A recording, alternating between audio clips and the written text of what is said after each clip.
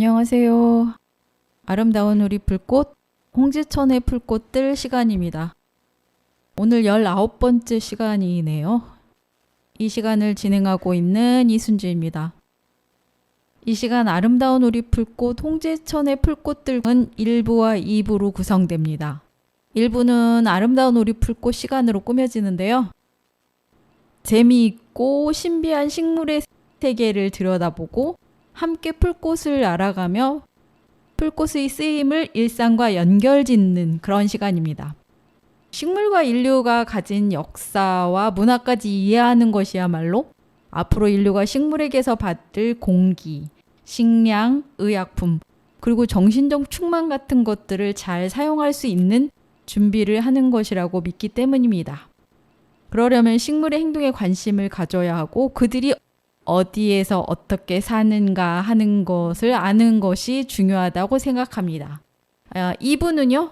일부의 식물에 대한 인식을 기반으로 홍지천의 풀꽃들을 하나씩 찾아가고 또 알아가고 있습니다.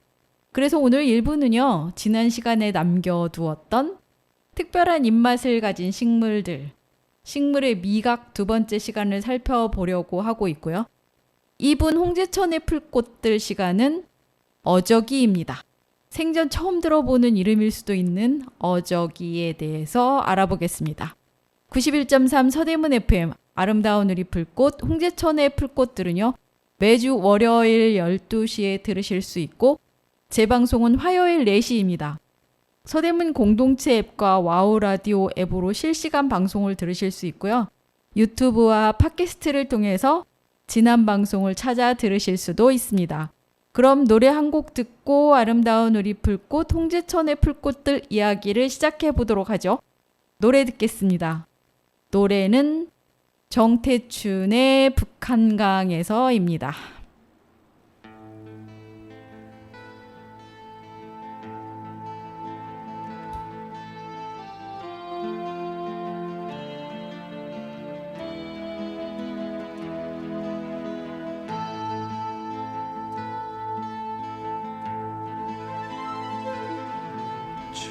어두운 밤하늘에 가득 덮인 먹구름이 밤새 당신 머리를 짓누르고 간 아침 나는 여기 멀리 해가 뜨는 새벽강에 홀로 나와 그 찬물에 얼굴을 씻고 서울이라는 아주 낯선 이름과 또 당신 이름과 그 텅 빈 거리를 생각하고 강가에는 안개가 가득 피어나오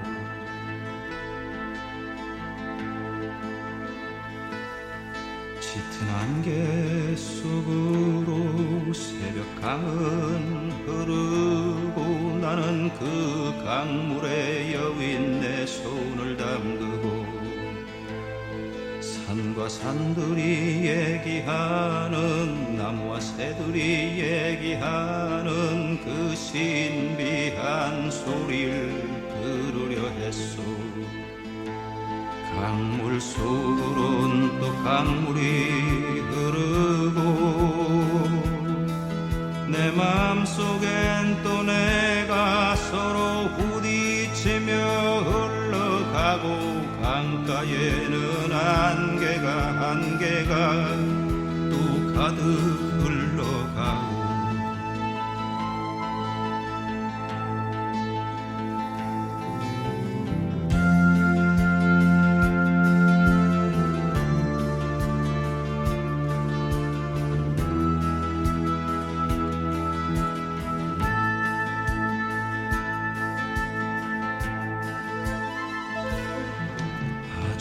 우울한 나날들이 우리 곁에 오래 머물 때 우리 이젠 새벽강을 보러 떠나요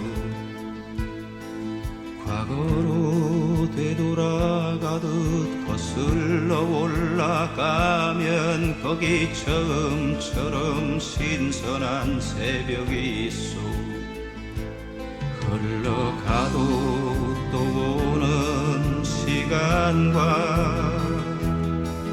언제나 새로운 그 강물에 발을 담그면 강가에는 안개가 천천히 거칠 거요. 흘러가도 또 오는 시간과 언제나 새로운 그 강물에 발을 담그면 강가에는 안개가 천천히 거칠 거요.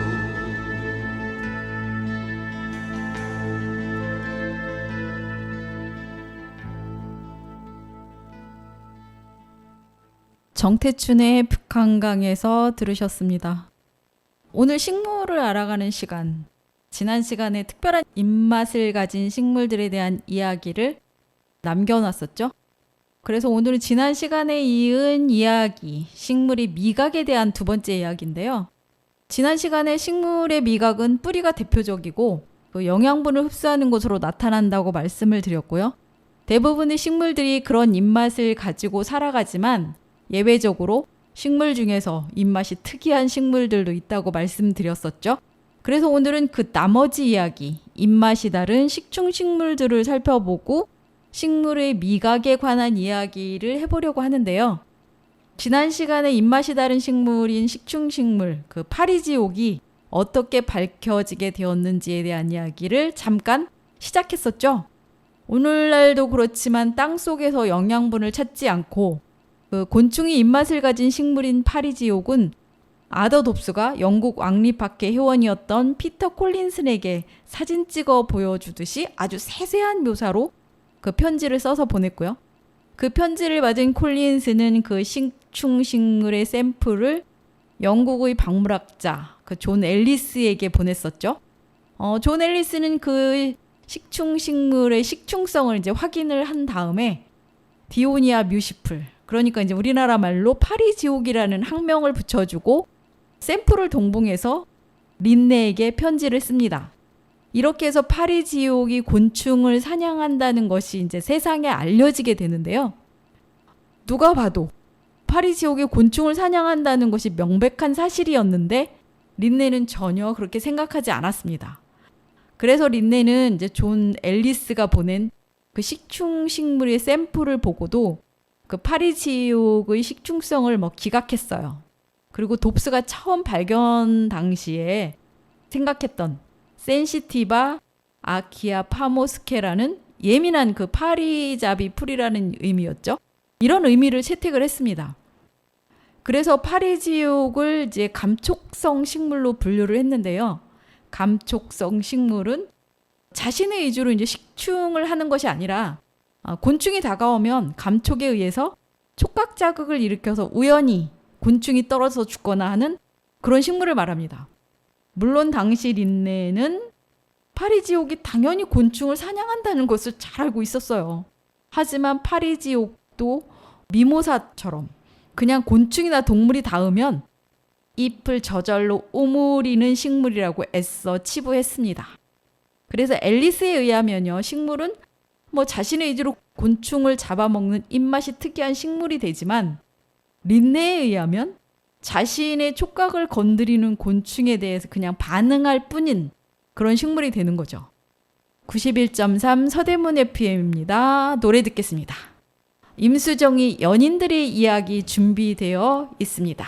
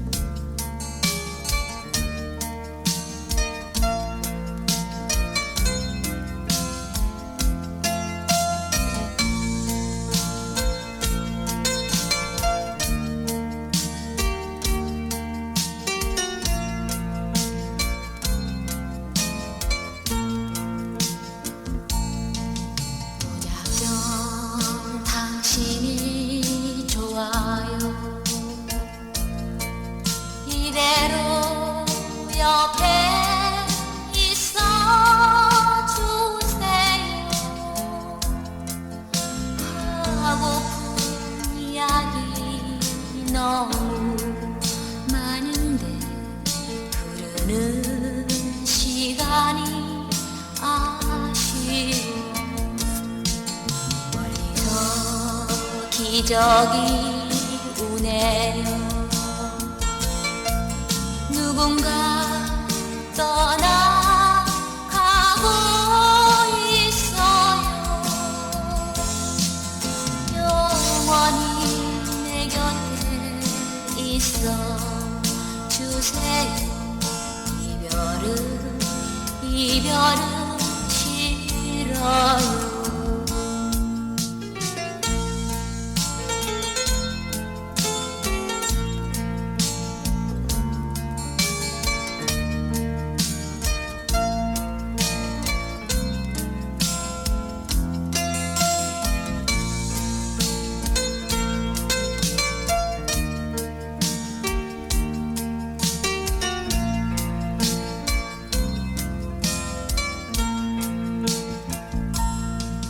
무작정 당신이 좋아요.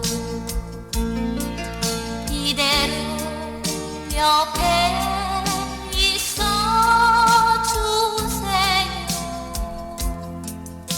이렇게 앉아서 말을 안 해도 가슴을 적시는 두 사람. 창밖엔 바람이 부네요. 누군가 사랑하고 있어요. 우리도 그런 사랑 주고 받아요.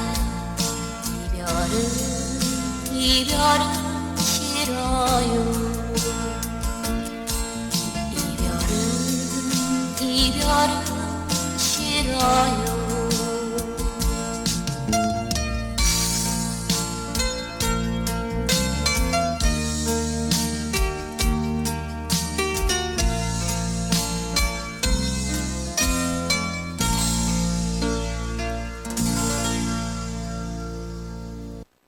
임수정의 연인들의 이야기 들으셨습니다.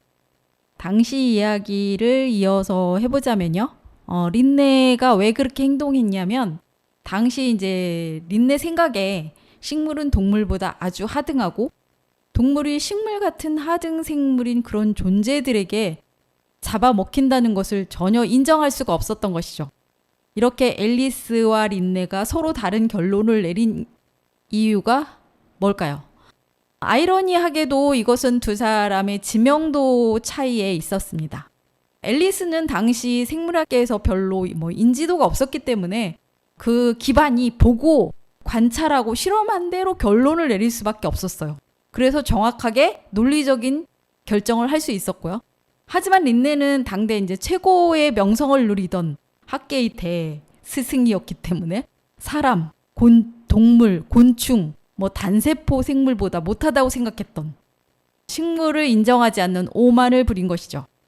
당시 린네가 이처럼 식충식물의 존재를 이렇게 애써 외면했던 이유는요, 자연의 질서라는 관념이었는데, 이 당시 이 자연의 질서라는 것이 어떻게 통용되어 있냐면, 당대의 과학계가 모두 인정하던 그런 생물 간의 관계를 지배하는 법칙을 말하는 거였어요.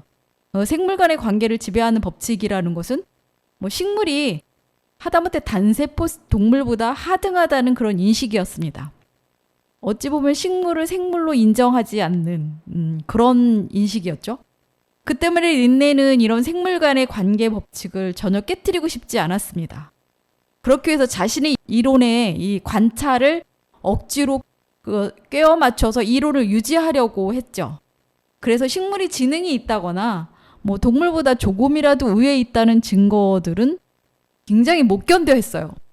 린네의 이런 행동은 이제 증거를 부인하고 사실을 왜곡하는 이제 거대한 잘못을 저지른 것인데, 그때만 그런 것이 아니었어요. 그 후에도 그랬습니다. 많은 연구를 통해서 이 식충식물, 파리지옥 같은 것들이 반박할 수 없는 증거가 제시가 됐어도 린네는 식충식물에 대한 존재를 인정하지 않고 거부했습니다. 이유는 그러니까 식물이 능동적으로 그런 행동을 한다는 것이 이치에 맞지 않는다. 그런 거였고요. 그의 그런 오만과 왜곡이 언젠가는 그가 식물에 대해 분류하고 내세운 업적과 체계가 신뢰를 부정당하는 날이 올지도 모르겠어요. 그만큼 식물에게 지은 죄가 많다는 거죠. 여기까지 하고 노래 듣고 다시 식물의 입맛에 대한 이야기 계속해 보도록 하죠.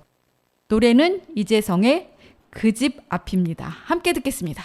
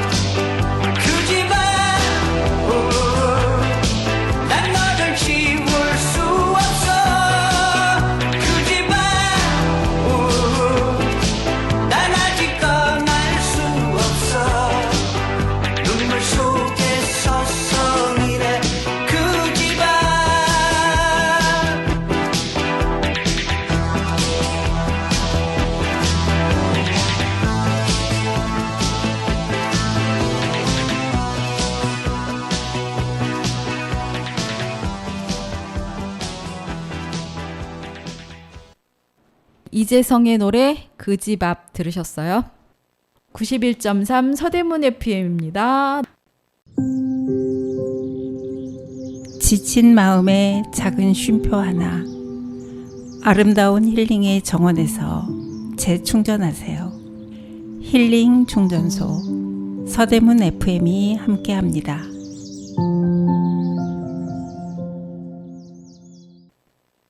린네의 시대에 식충식물이 나타났다가 지금 어떻게 부정당하는지에 대한 이야기를 하고 있습니다.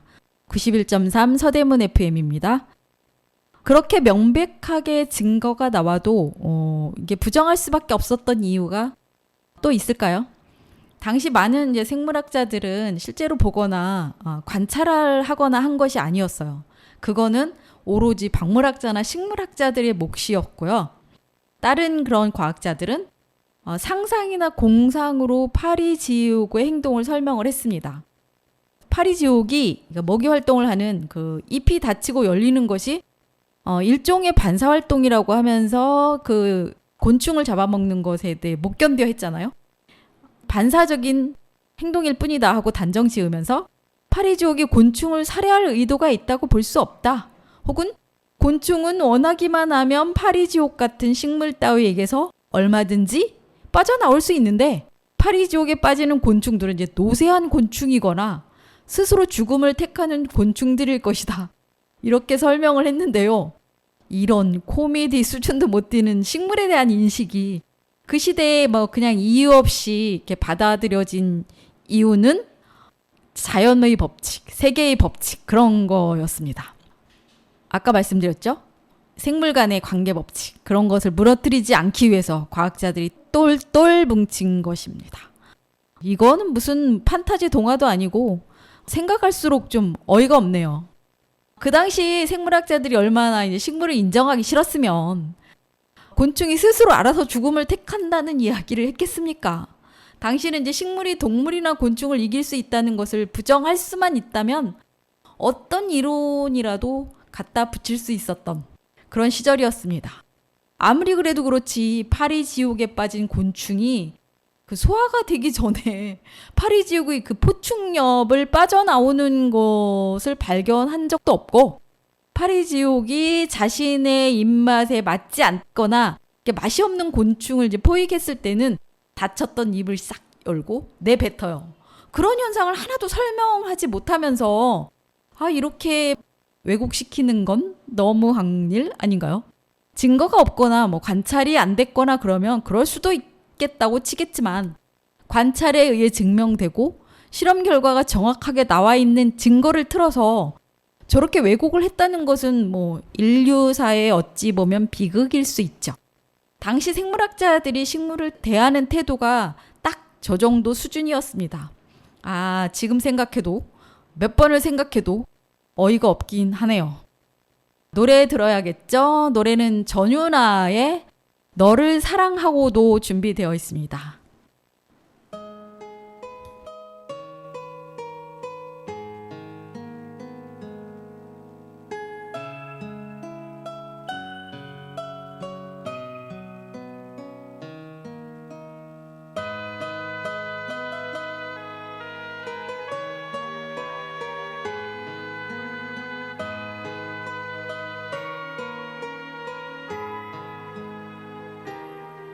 너를 사랑하고도 늘 외로운 나는 가둘 수 없는 슬픔에 목이 메이고 어두운 방 구석에 꼬마 인형처럼 멍한 눈 들어 창밖을 바라만 보네. 너를 처음 보았던 그 느낌 그대로 내 가슴 속에 머물길 원했었지만 서로 다른 사랑을 꿈꾸었었기에 난 너의 마음 가까이 갈 수 없었네. 저 사나는 노을은 항상 나의 창에 붉은 입술을 부딪혀서 검게 멍들고 멀어지는 그대와 나의 슬픈 사랑은 초라한 모습 감추며 돌아서는데 이젠 더 이상 슬픔은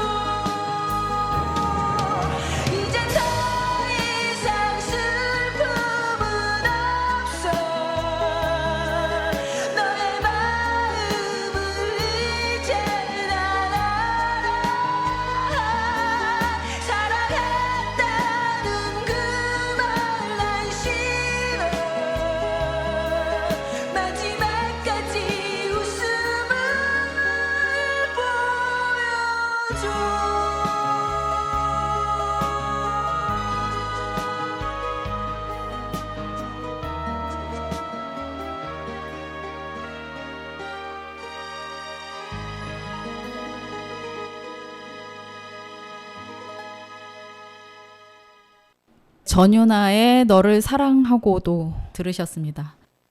계속해서 이야기 이어갑니다. 동물이죠. 곤충이 식물에게 잡아먹힌다는 것을 어떻게든 막으려고 했던 린네를 비롯한 당대의 과학자들은 증거를 외면하고 사실을 왜곡하면서까지 식물을 비하하려고 노력했는데요. 그래서 당시 식충식물은 존재하지 않는 것이 되고 있었습니다. 오늘날 같으면 실험 조작이나 증거 조작으로 사회적 비난을 받으면서 파장을 좀 굉장히 컸을 텐데, 지금도 여전히 린네나 이런 사람들은 세계적인 생물학자로 남아있는 것을 보면 좀 이해가 안 가는 부분이긴 하죠. 어쨌든 그들의 업적을 별로 인정하고 싶지 않은 1인의 소심한 화내기였습니다. 그러면 언제 이 식충식물에 대한 답이 나오고 인정되었는가? 그거는요, 린네보다 100년 후에 활동했던, 전에 소개드렸죠, 위대한 식물학자 찰스 다윈에 의해서입니다. 그가 1875년에 식충식물이라는 책을 냈거든요. 그 책에서 식물이 곤충을 잡아먹는다라는 것을 출판을 하고 나서야 식충식물이 인정되기 시작했습니다. 오늘 그 식물의 감각 중에서 미각에 대한 이야기 두 번째, 그 특별한 입맛을 가진 식물들 이야기를 하다 보니 벌써 1부 시간이 다 됐습니다. 특별한 입맛을 가진 식물들 이야기는 다음에 한 번 더 하도록 하고요. 오늘 식물의 미각은 여기까지 하겠습니다. 저는 노래 듣고 2부로 돌아오겠습니다. 오늘 2부 홍제천의 풀꽃은 어저기입니다. 잠시 후에 뵙죠. 노래는 김현식이 부르는 사랑했어요입니다.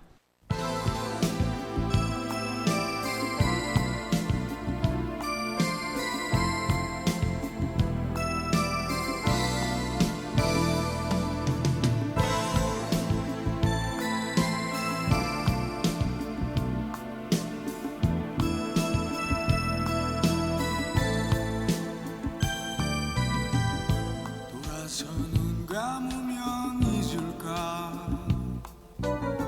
정든님 떠나가면 어이해 발길에 부딪히는 사랑의 추억 두 눈에 맺혀지는 눈물이여 이제와 생각하면 당신은 내 마음 깊은 곳에 찾아와 사랑은 기쁨보다 아픔인 것을 나에게 심어주었죠. 사랑했어요. 그땐 몰랐지만 이 마음 다 바쳐서 당신을 사랑했어요. 이젠 알아요. 사랑이 무언지 마음이 아프다는 걸.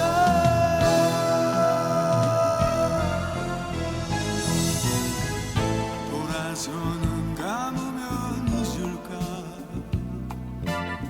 정든님 떠나가면 어이해 발길에 부딪히는 사랑의 추억 두 눈에 맺혀지는 눈물이여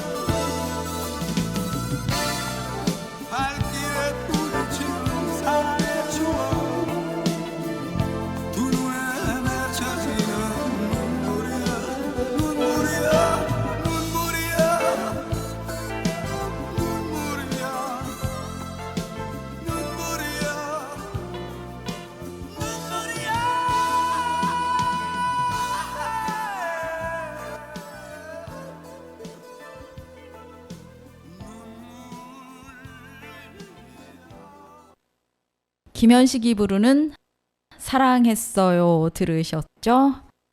오늘 2부 시작합니다. 91.3 서대문 FM입니다. 오늘 2부는요. 어저기라는 식물인데요. 홍제천에서도 이걸 볼 수 있습니다. 홍제천. 그렇게 뭐 흔하지는 않지만 찾아보면 볼 수 있는 그런 식물이에요. 어저기는 귀화식물이고요. 9과의 한 해살이 풀입니다.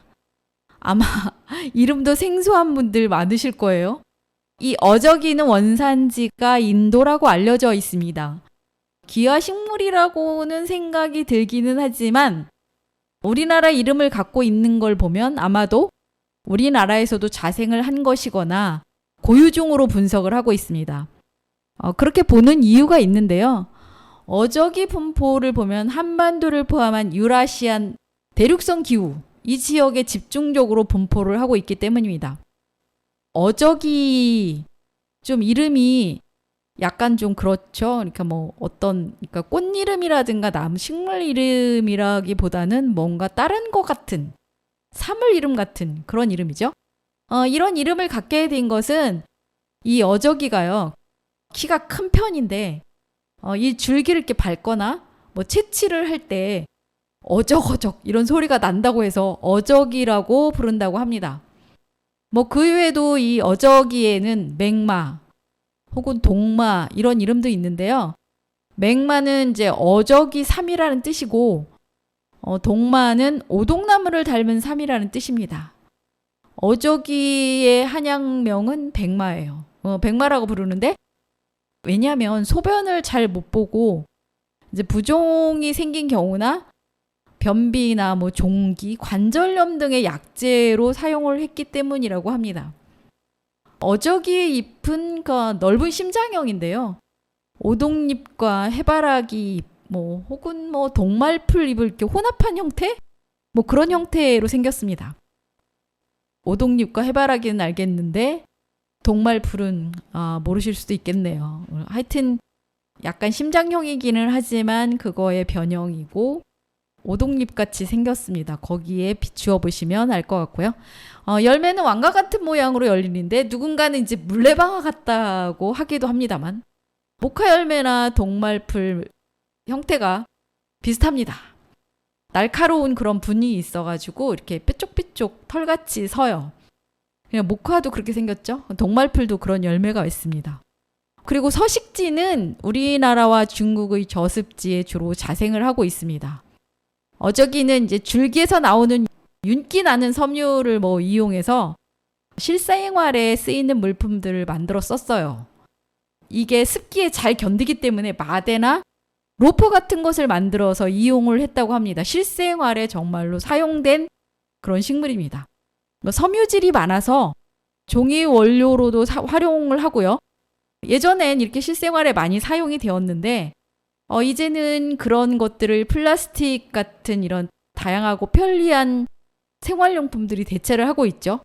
그래서 어저기도 현재는 이제 잡초로 취급을 받고 있습니다. 예전에는 재배를 했어요. 요즘은 어저기를 사실 재배는 않지만 20세기 초까지만 해도 우리나라 북부지방이나 만주에서는 널리 재배하고 채취를 했다고 합니다.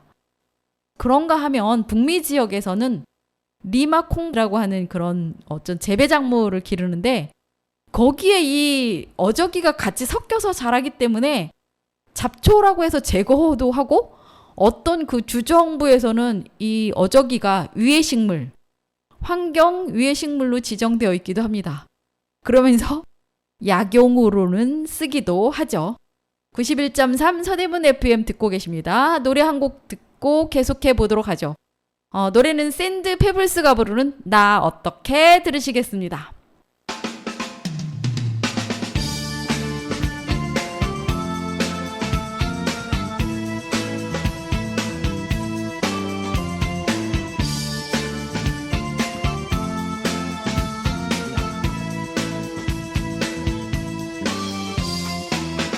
나 어떻게 너 갑자기 가버리면 나 어떻게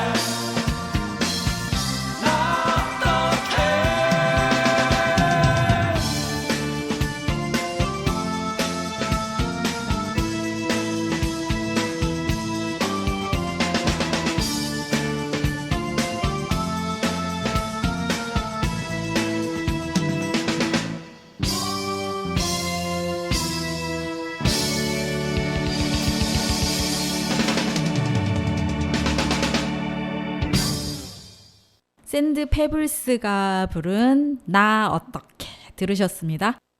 91.3 서대문 FM 아름다운 우리 풀꽃 홍제천의 풀꽃들 2부 어저기에 대한 이야기를 하고 있습니다. 어저기는 성질은 평이하고 쓴맛이 나요. 어저기 씨앗은 이제 한약재로 사용을 합니다. 줄기도 마찬가지죠. 앞서서 한약명이 백마라고 말씀을 드렸어요. 눈을 밝게 해주는 효능도 있다고 하죠. 장을 촉촉하게 해주고 염증을 가라앉히고 통증을 줄이는데 탁월하다고 해서 한약재로도 제법 잘 활용되는 그런 식물입니다. 물론 실생활에서 끈이나 이런 것들을 많이 만들어 쓰기도 했고요. 어저기 꽃은 여름에 이렇게 땀띠 나는데 쓴다고 해요. 그런데 이 땀띠 나는데 쓰기에는 정말 어저기 꽃이 너무 예뻐요. 모든 꽃들이 그렇듯이 꽃은 정말 예쁘게 생겼습니다. 황금빛 꽃이죠. 꽃이 예쁘기 때문에 예전에 그 실생활에 깊게 관련되었던 그런 영화는 잊혀졌지만 화단에 심거나 키우는 경우는 덜어 있기도 해요. 그래서 어저기 잎은 또 치질에 사용했다고 하는데요. 오동잎을 닮은 이렇게 넓은 잎이 사실 촉감이 무지 좋아요. 벨벳이 부드럽다고는 하지만 그것보다 어저기 잎의 부드러움을 따라오진 못하죠. 어저기는 이제 발화에 관해서 좀 특이한데요. 종자가 특별합니다. 스스로 종자은행을 운영하는 식물이라고 알려져 있어요. 어저기 종자가 정말 작은데요. 바닥에 이렇게 떨어지면 흙과 구분하기 어렵습니다. 그래서 흙 표면에 떨어진 이제 종자는 이제 쉽게 발화를 하고요. 그리고 흙에 떨어졌다가 이제 묻힌 종자들, 그런 종자들은 이제 휴면 상태로 들어가는 거죠. 스스로 휴면 상태를 유지를 해서 때를 기다립니다. 한국 식물 생태 보감을 보면 이렇게 이제 자발적 휴면 상태에 들어가는 종자를 이렇게 종자은행이라고 부르고 그 종자은행을 운영한다고 부른다고 해요. 보통 이제 발화되는 씨앗에 이렇게 휴면 상태로 들어가는 것들이 보통 발화되는 씨앗의 6배가 된다고 합니다. 휴면 상태에 있는 씨앗은 두더지나 이런 동물들에 의해서 땅이 뒤집히거나 파헤쳐지거나 해서 종자들이 표면 가까이로 오면 그때 이제 발화를 하는 거죠. 91.3 서대문 FM입니다. 노래 듣겠습니다. 노래는 마로니에의 칵테일 사랑입니다.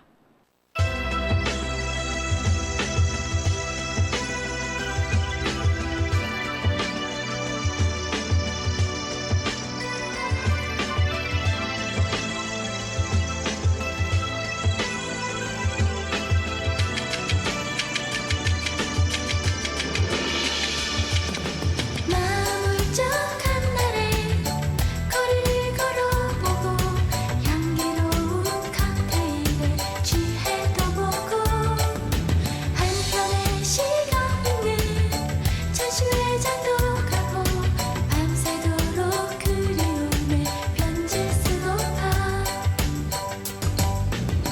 모차르트 피아노 연주곡 21번 그 음악을 내 귓가에 속삭여주며 아침에 삶은 부심에 나를 깨워줄 그런 연인이 내게 있으면 나는 아직 순수함을 느끼고 싶어 어느 작은 우체국가 계단에 앉아 프리지아 꽃향기를 내게 안겨줄 그런 연인을 만나봤으면 마음 울적한 날에 거리를 걸어보고 향기로운 칵테일에 취해도 보고 한편의 시간은 전시회장도 가고 밤새도록 그리움에 편지 쓰고파 모차르트 피아노 연주곡 21번 그 음악을 내 귓가에 속삭여주며 아침에 삶은 부심에 나를 깨워줄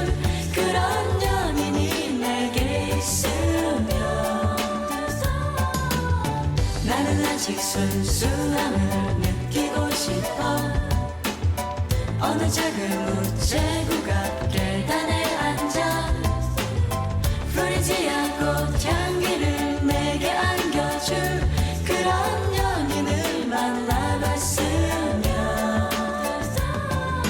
마음 울적한 날에 거리를 걸어보고 향기로운 칵테일에 취해도 보고 한편의 시간은 전시회장도 가고 밤새도록 그리움에 편지 쓰고파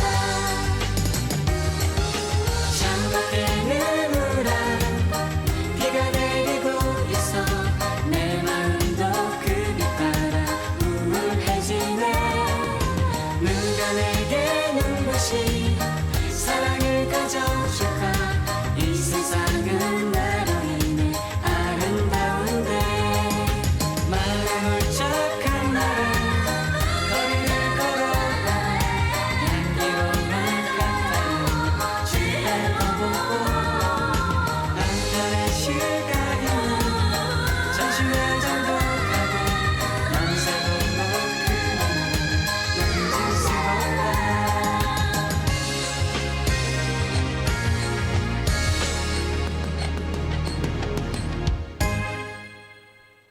마로니에가 부른 칵테일 사랑 들으셨습니다. 91.3 서대문 FM 듣고 계십니다. 어저기에 대한 이야기 계속해 보죠. 어저기는 짧은 전설을 가지고 있죠. 그 전설이 어떤 거냐면 어저기는 그 아름다운 꽃을 보기로 꽃들이 왕이 되었어요. 그 왕이 되자 어저기가 한 일은 자신의 씨방, 앞서서 씨방이 좀 특이하게 생겼다고 했잖아요. 즉 열매를 이렇게 왕관처럼 만드는 일이었습니다. 왜냐하면 더 많이 번식을 해서 세상을 차지하고 싶었겠죠. 그래서 이제 가늘고 긴 씨방의 둥근 원형 모양을 이렇게 왕관처럼 만들었습니다. 그런데 사실 지금 왕관처럼 생겼다는 분도 계시고 물레방아처럼 생겼다는 분도 계시기는 하는데 그렇게 왕관처럼 아무튼 만들었습니다. 그리고 나서 어저기는 아주 만족해하면서 막 으스댔어요. 하지만 왕관 모양의 어저기 씨방을 본 씨는 아주 괘씸했습니다. 그래서 나머지 어저기 씨방을 검게 만들어버렸어요. 그래서 이제 어저기 씨방을 보면 외관 모양은 처음에 이제 파랗게 이렇게 열매가 이렇게 달리는 거 보면 되게 이쁘게 생겼어요. 그런데 이 씨방이 나중에 다 익고 나면 왕관 모양으로 되게 아름답지만 벼락을 맞은 것처럼 시커멓게 되었습니다. 그래서 신의 괘씸함을 받아서 씨방이 벼락을 맞은 것처럼 시커멓게 되었다는 거죠. 여러분, 어저기의 꽃말은 억측입니다. 뭔가 이렇게 부정적인 이미지가 강하게 들지 않나요? 하지만 어저기는 우리 곁에서 실생활에 필요한 물품을 만들어 쓰고 그리고 재배도 했던 그런 식물입니다. 그리고 여전히 약용으로 쓰이고요. 지금은 이제 플라스틱에 밀려서 잊혀진 채로 이제 야생화가 되어 살던가 환경위해종으로 미움을 받으며 제거되던가 아니면 약용식물로 열심히 채취를 당하던가 이렇게 살고 있죠. 그런 식물이 되어 있습니다. 이 억측이 이렇게 어저기에 대해 가지는 상반된 시각을 말한 것이 아닐까 하는 생각이 들어요. 우리도 역시 다양한 이슈들, 우리의 삶에 영향을 미치는 여러 가지 것들에 대한 정확한 분석을 할 수 있는 능력을 키워야겠죠? 아름다운 우리 불꽃, 홍제천의 불꽃들. 19의 시간은 여기까지입니다. 지금까지 진행의 이순주였습니다. 다음 시간에는 더 재미있고 신비한 식물의 세계를 가지고 찾아뵙겠습니다. 저는 이선희의 알고 싶어요 들으면서 물러갑니다. 안녕히 계십시오.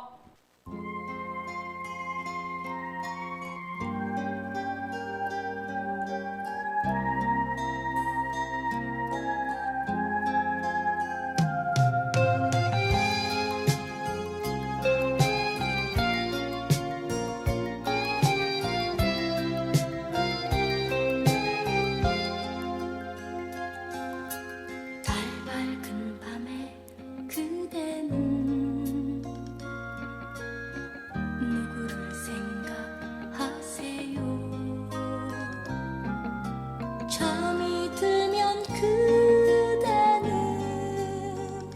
무슨 꿈